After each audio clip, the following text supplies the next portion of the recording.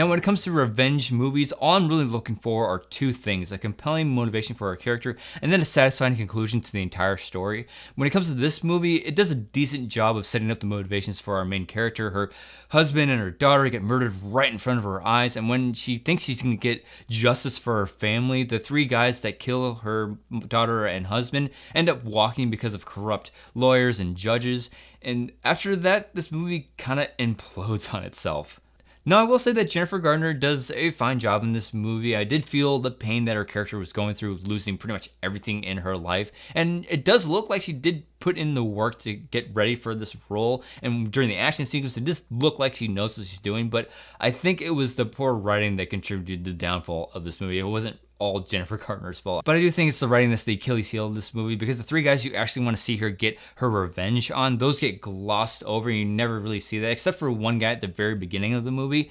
But again, they get glossed over and sacrifice these other plot points that I really don't care about, because there's this subplot with the gang leader and the cartel that doesn't really lead anywhere, and there's this twist near the end of the movie that I felt was just unnecessary, and I didn't care about any of that. I don't know if this was an editing choice or, again, just the poor writing, because there's chunks of this movie that felt were missing, and I don't know if they're just left on the cutting room floor or they just want to focus on these other things that I didn't care about, because a lot of this stuff happens off camera with her training for 5 years and other people that were involved in her case that were corrupt lawyers and the judges, that they just get mentioned by the police when they're talking about her case. And I felt it would have been more effective had you seen all this happen, and it would have made for a more compelling story rather than focusing on these other things that I just didn't care about. And really, all this just really contributed to this movie being very boring, in my opinion. I mean, there's no build up to the climax, and her ultimate goal is to go for the boss of the gang that is responsible for the murder of her family. And there's no real planning that went into it, and there's nobody alongside her telling her, hey, this is a bad idea, I don't think you should go through with this.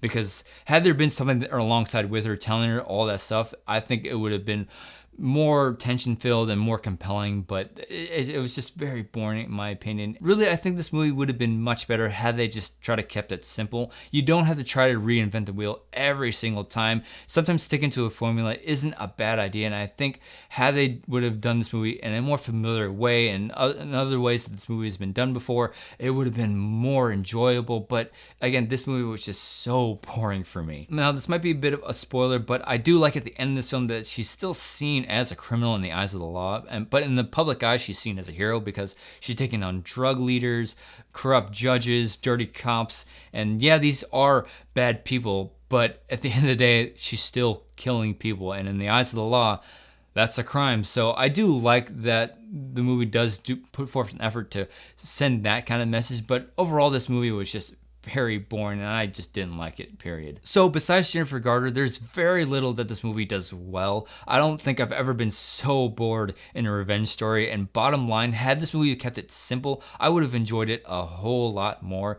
because I'm giving Peppermint 1.5 out of 5 stars. So now I want to know what you think. If you saw Peppermint, let me know what you thought of it in the comment section below. If you enjoyed this review, be sure to like and share it, and stay up to date on all the videos going up on this channel. Give that subscribe button a click. Thanks as always for watching, and I'll see you in the next review.